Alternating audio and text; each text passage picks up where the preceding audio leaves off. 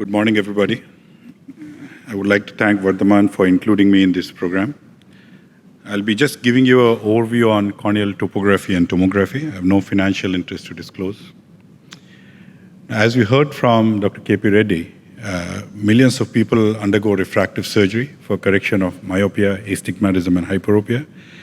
And to achieve predictable outcome and minimizing the risk of complications, it's important that you need to have proper assessment of the corneal shape and thickness, and you use advanced diagnostic tools for the same. Topography refers to a two-dimensional mapping technique where you look at the anterior corneal surface, and it is very useful for detecting astigmatism and early keratoconus, and these measurements can be affected by the tear film irregularity. In contrast, the tomography refers to a three-dimensional imaging technique where you get information about not only the anterior curvature, but the posterior curvature and the corneal thickness across the cornea. Now, the common devices that you have in clinical practice for topography, even in my practice, I started off with the TMS-1 and then gone up to TMS-4. You have the Atlas from Zeiss, the Topolyzer from Alcon, and the Keratograph from Oculus. And among the tomography devices, the popular ones that you use in clinic are the Sirius from CSO Italy, the Pentacam, which everybody uses worldwide, the Galilei from Zimmer, and also the OBSCAN from Bausch & Lomb. The three main principles of performing corneal imaging: in the topography, you basically use the Placidos disc reflection. This is used right from the early days. Here, the reflection of those concentric rings, whether they are symmetric or they are asymmetric, that helps us detect any changes in the corneal curvature. You have the scanning slit images, which takes the scans from the anterior and the posterior cornea, and using a triangulation method, it helps determine the power of the cornea. Or you can use the Scheimpflug photography, where a rotating Scheimpflug camera images thousands of points based on which the anterior and posterior surface can be reconstructed. The measurements are basically to help interpret. They are generated as color-coded maps. The warmer colors, the red color, indicate the steeper cornea, and the cooler colors like the blue, they depict the flatter curvature. You also have the elevation map in reference to a best fit sphere for both the anterior and posterior corneal surface. So these maps tells you, compared to that best fit sphere, whether the cornea curvature is elevated or depressed from that point. And also it provides corneal thickness map across the cornea. And these measurements are automated. You have advanced data analysis and software screening program, whereby you get a lot of indices that tells you, as compared to a normal cornea, how far this is deviated from the same. For the anterior corneal curvature map, this was a very early paper back in '96 Rabinowitz had given. So you have a lot of these common shapes of round, oval, symmetric or asymmetric bow tie, and skewed bow ties and irregular maps. Like this is from a TMS-4 map. You can see that it gives you only about the anterior curvature. You can look at it. This is a symmetric bow tie kind of picture. And it also has keratoconus screening software, where you have the keratoconus, the Kleist-Meda software or the Smollett Kleist, where basically it looks at the asymmetry between the superior and inferior half, center and surround. It looks at the surface regularity index, the steep K, whether it's beyond 48 diopters, and then it gives you in a percentage what is the likelihood of this being abnormal.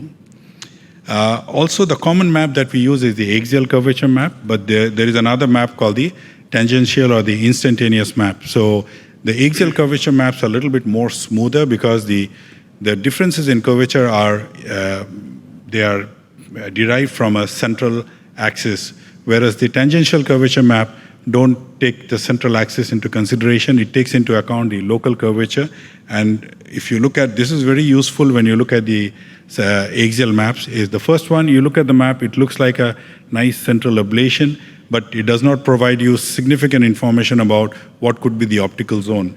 But if you go on the same onto a tangential or a curvature map, it tells you exact zone where between the treated and the untreated area, there is a sudden change in curvature, which is highlighted very well. And you can see that this is a very small optical zone. So if your patient has a mesopic pupil, which is larger than that, patient would be symptomatic. So it basically increases, it magnifies the the curvature abnormalities on the surface, but sometimes if you're not familiar looking at the map, you can get confused. So it's important when you read a map that you look at which type of curvature map it's image, whether it is a sagittal, axial, or it's an instantaneous or tangential map.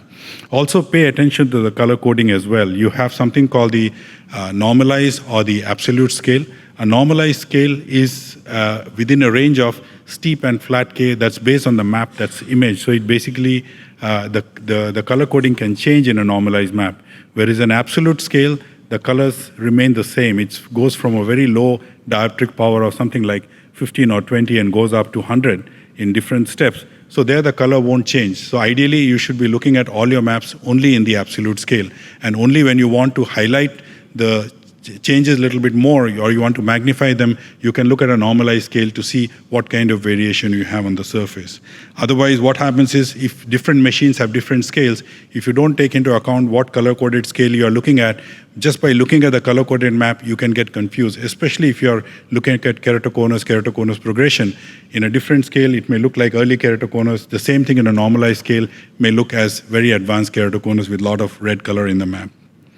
This is again, you look at the quantitative indices in terms of looking at the SIM-K values of K1, K2. You look at the central pachymetry. Sometimes in a refractive surgery, you may base your decision on doing a laser refractive surgery just by looking at the K readings and the corneal thickness. Let's say the K reading is between 44, 45, and your corneal thickness is 510 microns. You might think, oh, this patient is suitable for undergoing a laser refractive surgery. That's where the qualitative appearance of the map is also very important. So if you look at the axial or the sagittal map, you will see that there is a bow tie, but it's a lazy bow tie. That means the axes are skewing. So when you see that skewing, you know that it's abnormal. So besides quantitative, you also have to look at the qualitative map, what you're looking at. Newer tomography devices also have their own software where it shows you what is the probability of the eye, that topography being abnormal. People familiar with Pentacam will tell you that you have the bad D value. Again, there are 5 indices looking at the anterior curvature, posterior curvature, corneal thickness, deviation of the corneal thickness. So all these points you should be familiar with when you look at a map. Clinical application in refractive surgery is mainly for preoperative assessment to look at the shape, thickness, and stability. It also helps you decide what kind of treatment you're going to do. If you have a borderline thickness, maybe you'll go for a PRK, or if you have adequate thickness, or if you have an asymmetric bow tie, you may want to do a contour. So, and post-operatively to assess the outcome, the enhancement if required, and any early detection of complications. Besides refractive surgery, it's useful in keratoconus, in contact lens planning, planning of intracorneal rings, and monitoring disease progression. The newer advances in tomography, topography is that you have, every now and then you have newer software coming out. You have faster acquisition time. These are automated, so it doesn't require too much of manual involvement. You have devices which are integrated with aberrometry. You can do biomechanical assessment. You can do optical biometry. You also have anterior segment OCT integrated with that. I think the subsequent speakers will talk about it. And artificial intelligence is also making it easier for better screening and predicting outcomes of the procedure that we do. So basically, if you do have one of these devices, the most important part is that read the manual, be familiar with all the indices, whatever the map tells you, unless you know the machine properly, you won't be able to derive all the benefit out of it. Periodic calibration is very much necessary because if your machine is not calibrated, it can give you an erroneous result.